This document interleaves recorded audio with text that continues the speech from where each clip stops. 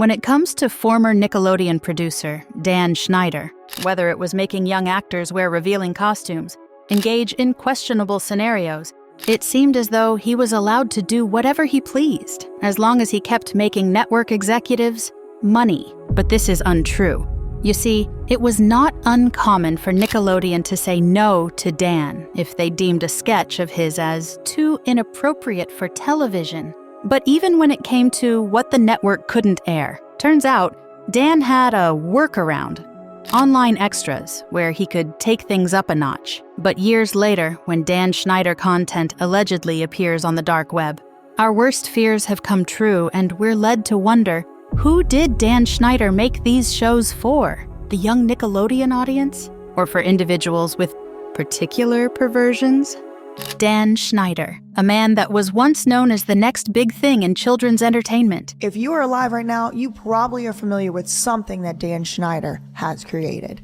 Whose work and reputation now lives on in infamy. As you guys probably know by now, Dan Schneider is a creepy man who used to work at Nickelodeon on some of your favorite childhood TV shows. At least, as far as the internet is concerned. YouTube is the place where illusions of innocence come to die. But how did the showrunner who once reigned over children's TV come to be known as Dirty Dan and Nickelodeon's resident nightmare, disaster, and disgrace? With all the rumors and questions that continue to spread online, let's discuss the facts, starting with the Schneider brand. From humble beginnings, Dan Schneider started his career in Hollywood as an actor, taking on bit parts in teen comedies of the mid to late 80s, before landing the recurring role of Dennis Blunden on the TV series Head of Class. The only reason you're going out with that guy is because he's good looking. However, after hosting the second ever Kids' Choice Awards in 1988,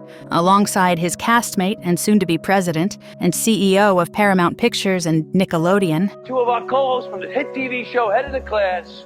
Say hello to Brian Robbins and Dan Schneider. The trajectory of Dan's career shifted. See, during this hosting gig, Dan became acquainted with producer Albie Hecht, who went on to become the head of development at Nickelodeon, and in 1993 hired Dan as a writer and producer for the kids' sketch comedy show, All That. But as Dan dedicated his time to what could be described as SNL light, and then to the network's other soon-to-be hit Kenan and Kel, it became clear that he wasn't satisfied with just writing and producing credits. No, Dan Schneider wanted creative freedom, or would it be more accurate to say creative control? Well, in 1999 he created his own Nickelodeon series, The Amanda Show, starring the one and only Amanda Bynes. No use for the metric system!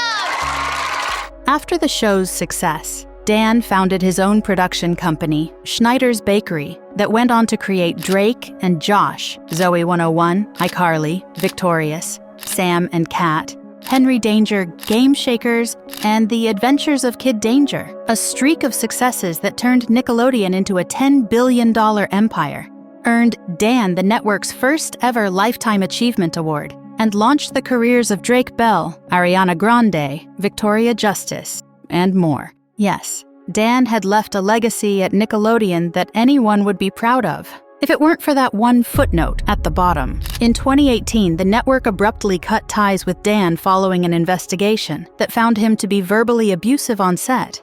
And with that, we come to the laundry list of allegations against Dan Schneider. Hands-on, always present, has everything under control. These are the traits of a good boss. On the flip side, these can also be the traits of a tyrant, as the sets of Dan Schneider productions allegedly proved. In the recent docu-series Quiet on Set, two female former writers for The Amanda Show, Jenny Kilgan and Christy Stratton, opened up about their experience working for Dan, a position where they were required to split a salary. It's very simple. There's a common practice in television when hiring writers. If you have a spot for a new writer, sometimes you'll go to two writers and say, hey, if you two new writers for your first job are willing to share a salary, you can both have the job. But it wasn't just the pay that was awful. So were the working conditions, allegedly. According to former colleagues, Dan was notorious for throwing tantrums, sending angry emails, and making staff feel as though they were always walking on eggshells. As for why cast and crew tolerated this behavior, well, according to Rick Ellis, a writer for All Your Screens, who has been covering Dan Schneider since his split from the network in 2018, they hadn't.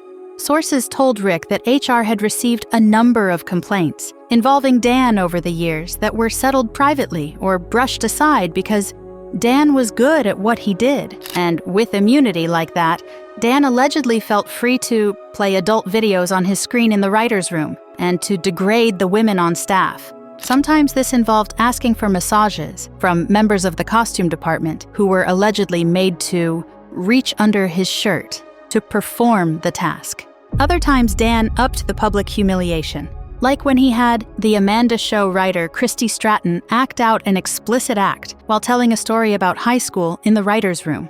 And the more power Dan received at Nickelodeon, the worse his alleged power trip became. At the end of the day, I love it when the cast gets sassy with me because I get to write all the scripts with some very talented writers, but I can put them in any horrible predicament I choose. According to Rick Ellis, Schneider's behavior had become progressively more confrontational over the years, with people I spoke with claiming he was emotionally abusive, vindictive, and had exhibited unsettling behavior around some of the cast. And while Rick refrained from going into too much detail, given the anonymous nature of his sources, it's not difficult to find allegations that echo these claims. Thanks to a 2022 Business Insider article from journalist Kate Taylor, we know that Dan allegedly berated actor Alexa Nicholas so severely on the set of Zoe 101 when she was 13 that she broke down in tears.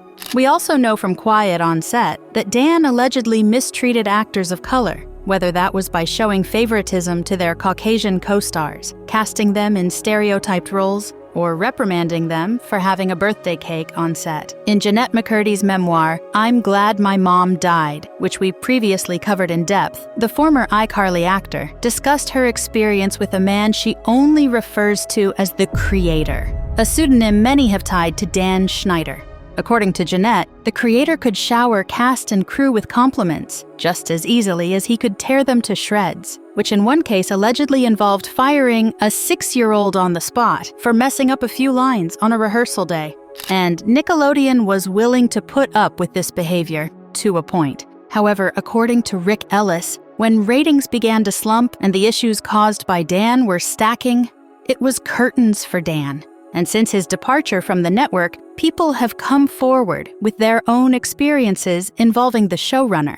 After the New York Times published a piece on Dan in 2022, former All That writer Kayla Alpert tweeted, "Story. First 5 minutes of my first day of my first writing job, ever. Dan, my boss, turns to me and says, 'Women aren't funny. Name one funny woman.' I want to say, the woman you paid to sleep with last night. Instead, I mumbled, Lucille Ball." The Amanda Show writer Christy responded, "Amen to this. Vindictive. Doesn't even begin to cover it. I'd be more specific with examples of his cruelty, but I'm still afraid of him, even though it's been 20 years. She then alleged that a week after Dan fired her and had her dropped by her agent and manager, he allegedly sabotaged her eBay transactions with another writer by posing as new buyers, then not paying. She added, "I put nothing past him, but given the super producer's behavior, was it possible that those sinister allegations that have been floating around the interweb for years were true? After all, there is the famous saying, 'You are the company you keep.' Confused? Allow us to explain." Starting with this clip from The Amanda Show. Happy birthday, Danielle! What is it? Only the coolest new toy ever! It's hell! Silly, right? Well, that is, until you realize who's featured in the sketch. See, there in the background of a scene, almost entirely made up of children, are 2 adult males, both of whom are now registered offenders. Yep, as Quiet on Set recently detailed, Jason Handy and Brian Peck both victimized children on the Nickelodeon set. And in the sketch, Brian was standing with his arm around his victim, Drake Bell.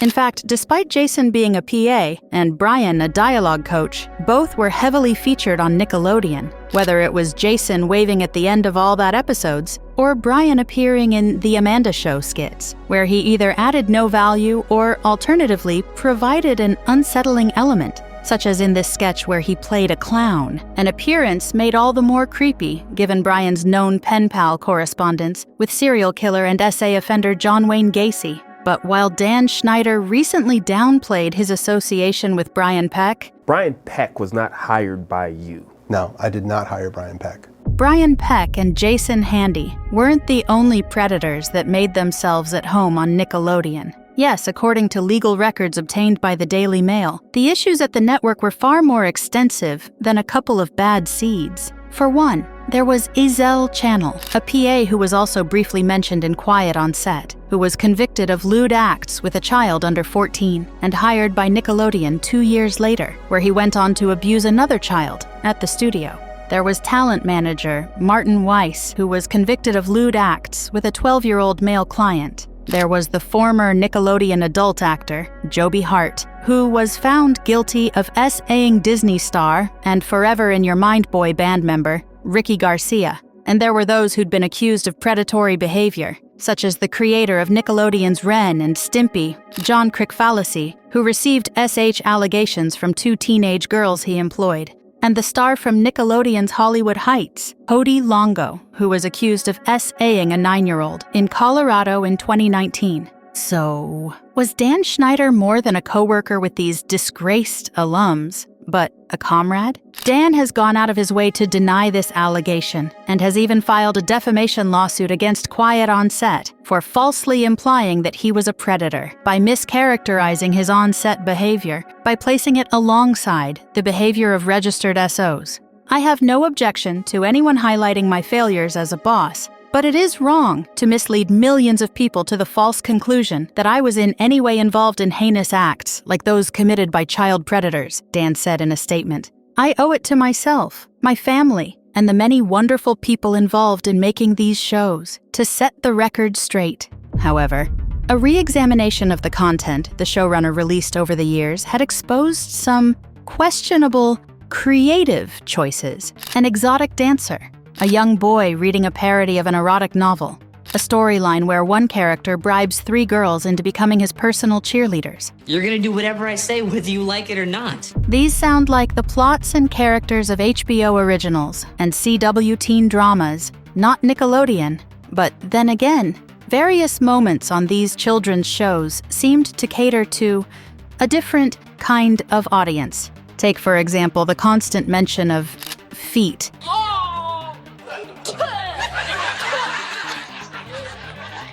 I cannot believe I just did that! That appears over If you don't agree! Oh my God! Oh, just tell me how to cure it! and over again throughout Schneider Productions. Oh yeah, that's nice.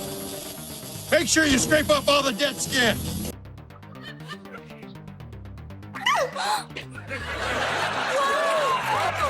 Sooner or later, someone will come in here, help me get my toe unstuck, and see me naked. To the point that even former Nickelodeon stars, In my opinion, I think there's too much feet. It's way too much. There's way too many feet. There's way too many kid feet. can't deny the trend. The foot is like, okay, bro, come on. Like, I never really noticed that when I was 15 on the show, but of course, looking in retrospect, it's like, oh, okay, all right. Then, of course, there's the body hair jokes. Do you really have to shave your legs now? I can't go to school with stubble. Can you get my pit? That at times seem less like a punchline Did she shave into her arm? and more like a special interest. What up with Tori Vega's armpits? After all, according to Zoe 101's Alexa Nicholas, this material was no longer limited to a television screen. When I was an adult, I got a link from some random fan where it was, a bunch of Dan Schneider's TV shows on websites. However, Dan did have one series that wasn't meant to cater to a prepubescent audience, Teen Nick's What I Like About You. And naturally, as the showrunner's only foray outside of children's media, he took full advantage of the creative freedom that came with this. Yet, seeing as Amanda Bynes was still a teenager at the time, scenes that included her emerging from a mud bath with her clothes clinging to her body finding a bra on the floor of her father's room, a skirt that was meant to be comically too short to bend over in, and a chocolate fight with her on-screen sister, played by Jenny Garth, where the two slathered each other's upper body in chocolate before wrestling on the floor. God bless America! Were questionable choices. But was Dan the only one to blame? As the former showrunner pointed out in his recent interview, his higher-ups at Nickelodeon signed off on every joke and every costume that made it on the air. These are my bosses. Bosses, and then their bosses, and then their bosses. And they're approving all of this stuff. Okay. In fact, according to Daniela Monet, who played Trina on Victorious, she reached out to the network after filming a scene where she ate a pickle while applying lip gloss to alert them that the scene might be too inappropriate for the children's show. Nickelodeon, however, didn't seem to share her concern, as the scene made it onto the show anyway. I have a pickle in this hand and a lip gloss in this one. But even when it came to what the network couldn't air, it seemed Dan had a workaround, aka online extras. According to two former writers that were interviewed by Insider, Dan was almost singularly responsible for this online content. One writer added that they largely avoided set when the web shows were being shot because they were largely very cringe. But cringe might not be the best word to describe these skits. See, whether it was iCarly.com that invited children to watch a bathtub sketch. This morning I was taking out the garbage and I found a dirty cat. A dirty cat. So we're gonna bathe that cat. That wound up with a fully clothed Cat Valentine, played by Ariana Grande, being bathed by Sam and Freddie. The Cat's Random Thoughts series on theslap.com that often featured Ariana in bed, pulling various stunts like trying to juice a potato, fit her big toe in her mouth, or drink water upside down. Is it possible for a teenage girl to drink water upside down? I'm thirsty! Or a skit where castmates turned Victoria Justice into a hamburger by layering her exposed midriff with lettuce, tomatoes, onions, and pickles before slathering her in condiments. No condiments! No condiments! These extras have become infamous for putting young actors into precarious situations. However, according to the internet, it wasn't just Dan's portfolio that alluded to the super producer's allegedly perverse desires.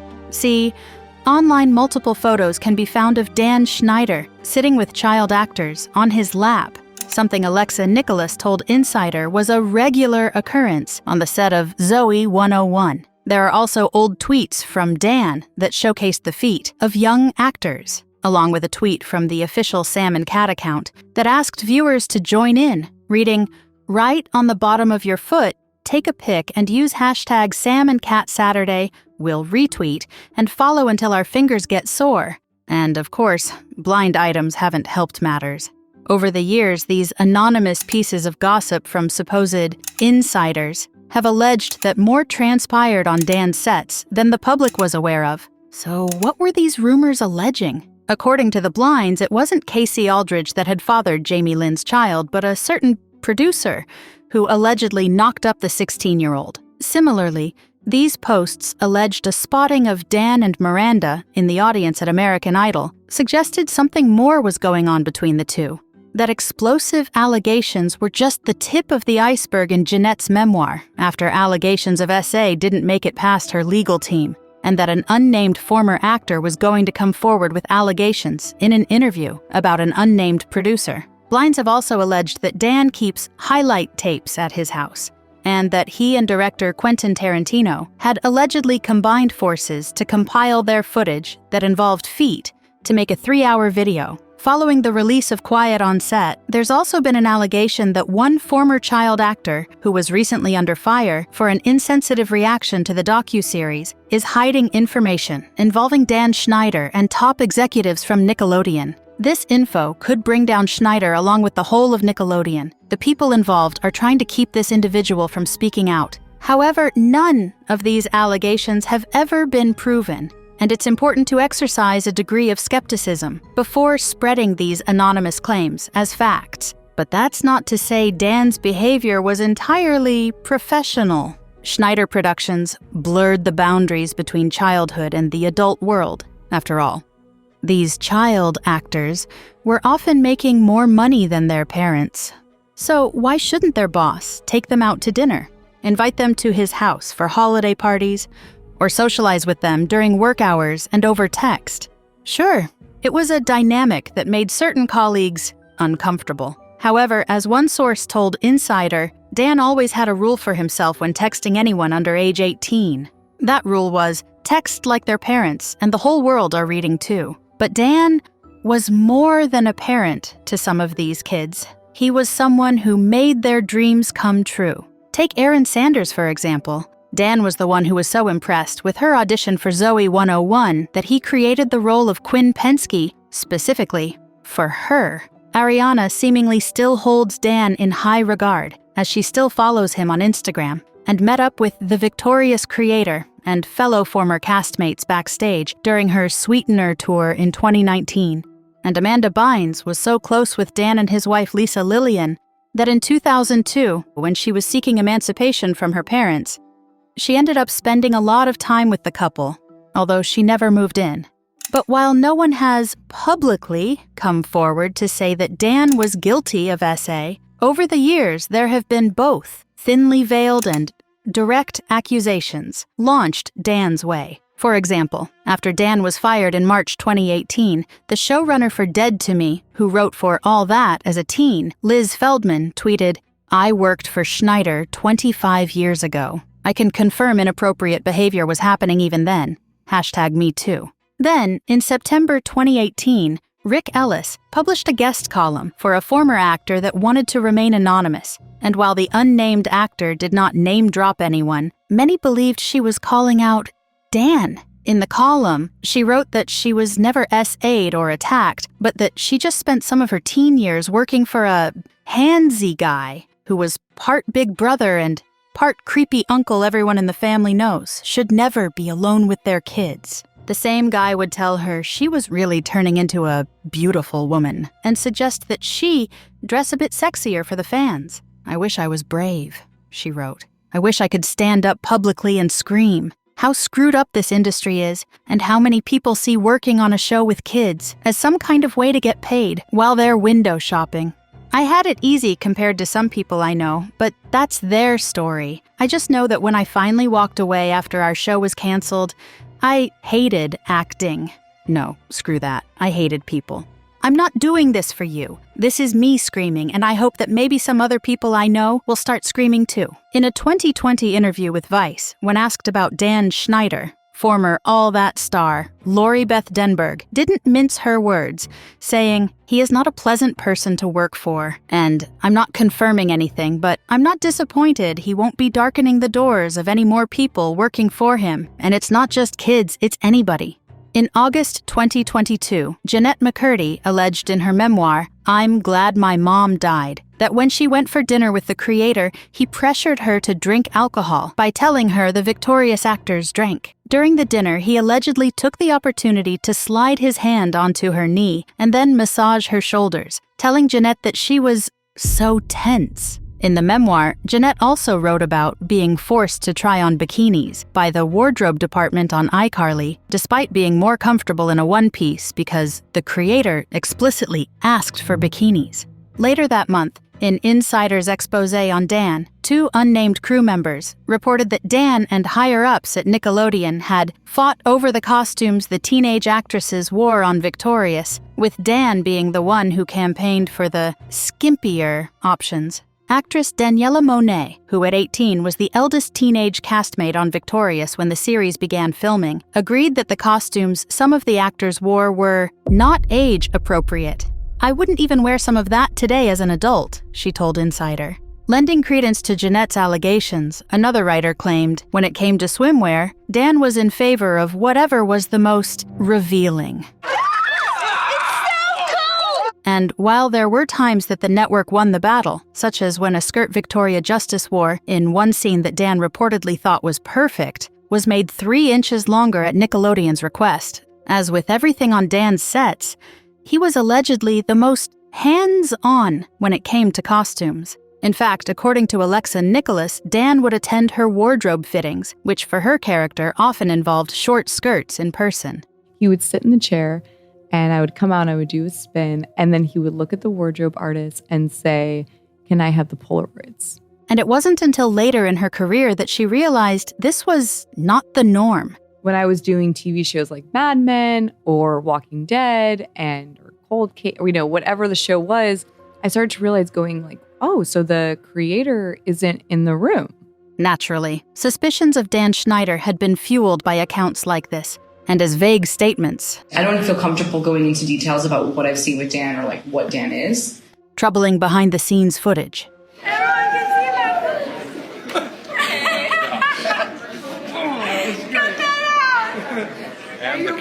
That was amazing.